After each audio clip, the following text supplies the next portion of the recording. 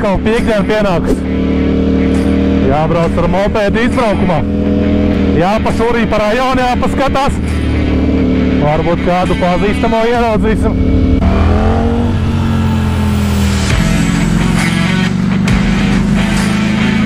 Aizbrauksim paskatīties uz sportlaukumu. Varbūt kādu savējo basketbolistu ieraudzīsim. Skatos vispār nesporto. Nav neviena.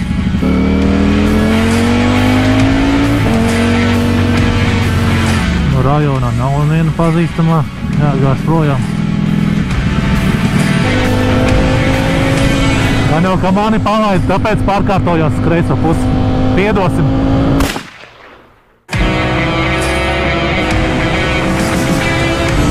Šitie standartnieki, kreisie slimnieki.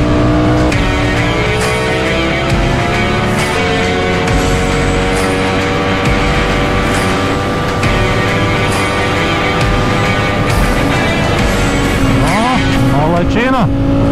Paļģis. Viņš gaida jau baidās no manī. Šodien tāds foršs laiciņš.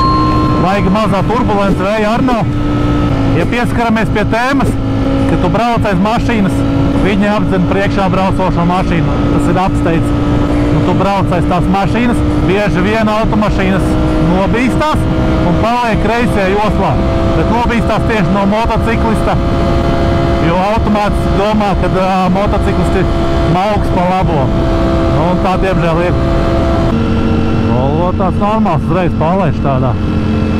Pateiksim paldies.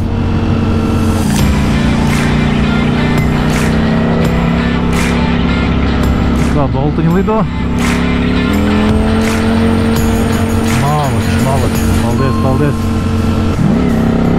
Jeba, kāds par traci. Moskvič te visu čakarē mums.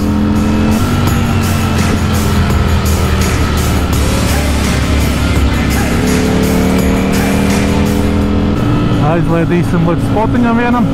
Šitie vispār malači pabīdās. Iedosim laiku. Šitie es domā, vai dzīt vai nedzīt.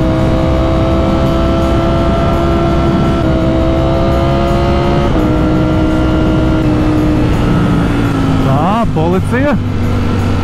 Stabili policija. Es ceru, ka tā nav kontrole.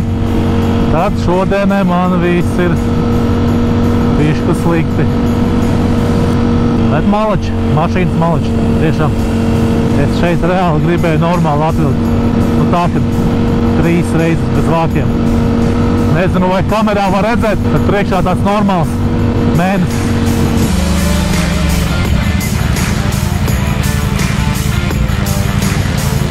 A few moments later.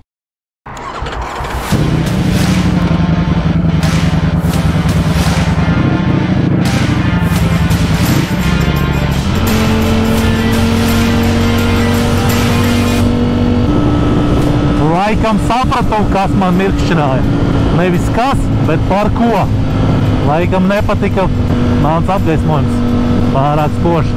Bet es nebraucu ar tālajiem. Daļa motociklistu brauc ar tālajiem, bet es nebraucu. Man tāpat gaismas pietiek.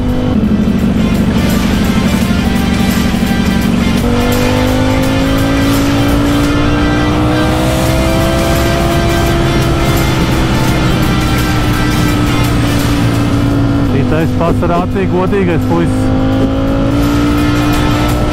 Parādīsim, paldiesiņu.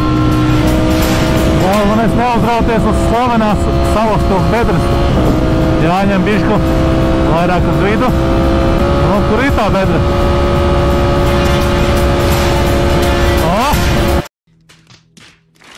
Jopani rotbaļi. Tieši pa taisno. Kad mauc pa tumsu, jābūt 3 reizes uzmanīgākam nekā pa dienu. Nu, krietni uzmanīgākam. Ne jau no dzīvniekiem vai to, ko tu neredz priekšā, bet no autovadītājiem.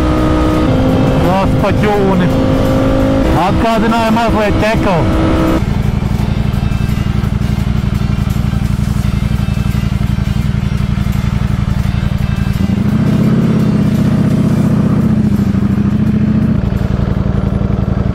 Labdien!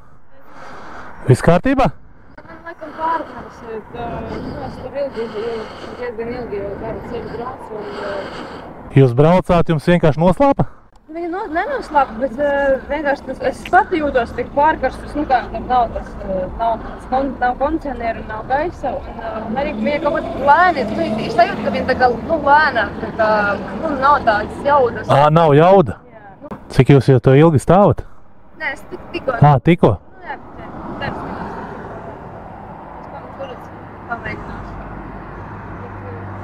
Tā jūs šķiet, ka tas varētu saistīs.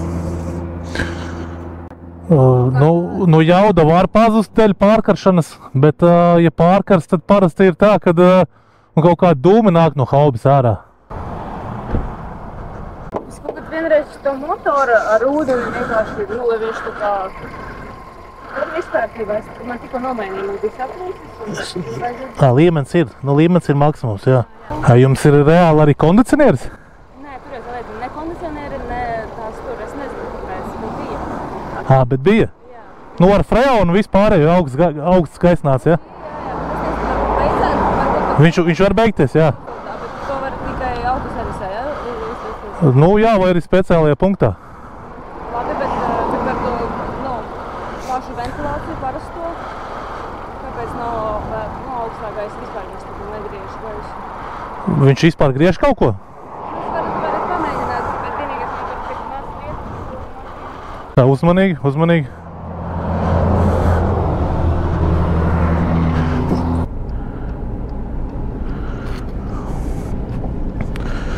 Tagad kaut kas varbūt... Nē, bet tāpat tas nav tāds jaudīgs, nav viņš 4+4 iespējams, ja? Bet nav augsts, bet tas tāpēc kā ārā ir silti, ja? Tāpēc arī nav augsts. Ārā ir diezgan karsts un jūs nedabūsiet vēsu gaisa. Okay. Tikai ar logiem vaļā. Bet kaut kāds jums tur check engines ir iededzies. Jums tāda gaismiņa iepriekš bija? Šāda gaismiņa bija iepriekš, šitā motoriņš tāds? Tur jau tā lieta, man tik, es tā kā burtiski pirms mēnešas izgāju tehnisko visu, es tur 800 eiro par visu samaksāju, nekas nebija. Bet es atdevu tētim, es gribēju viņu pārdot, un es atdevu tētim viņš pārdot, un tas tagad man atkal bija viņa vajadzīga šodien, un tikai šitās te gaismas dēļ, es nesaprotu, kāpēc. Un tas te elektriķi noteikti, jā, vienkārši jāiet. Nu tas ir jau, jā, tas ir jāiet pie elektriķa.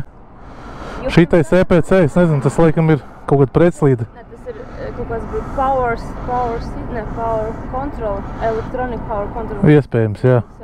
Uz kurien jūs braucat vispārībā? Es uz, netālu jau nosacīt Jaunjelgava.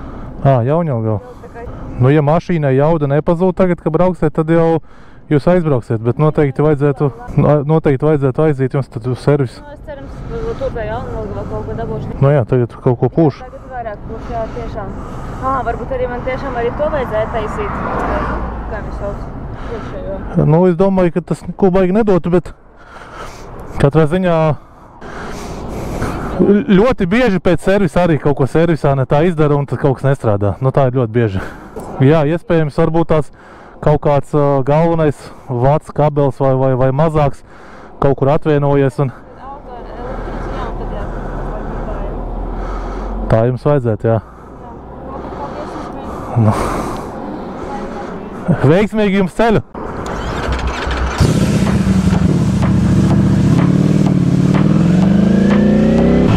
Arī šādas problēmas ir vakaros. Varbūt varat iekomentēt, kā jums liekas, kas pa problēmu. Varbūt ir kādi zinošāki par autotehniku. Tā mašīna nav tik jauna, lai ieslēgtos kaut kāds safe mode vai kaut kas tam līdzīgs. Un attiecīgi jauda zust. Pēc viņas vārdiem pa ceļam braucot jauda sāka zust, bet pieļauju, kad arī var izlikties. Bet, ja tu brauc piekrāmētā mašīnā un tev logi ciet, tad jā, arī ir kā ir, jā. Laikam jābeidz šodien nakts izbrauciens.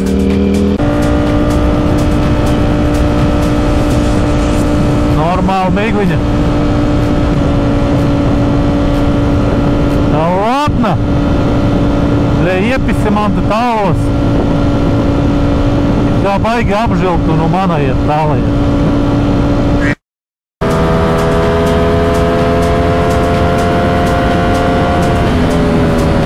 Parādīšu, kā es parasti piebraucu pie mājām ar A-krapu un bez DB killera. Tā lai mani kaimiņi vēl neapmetā mani ar tomātiem.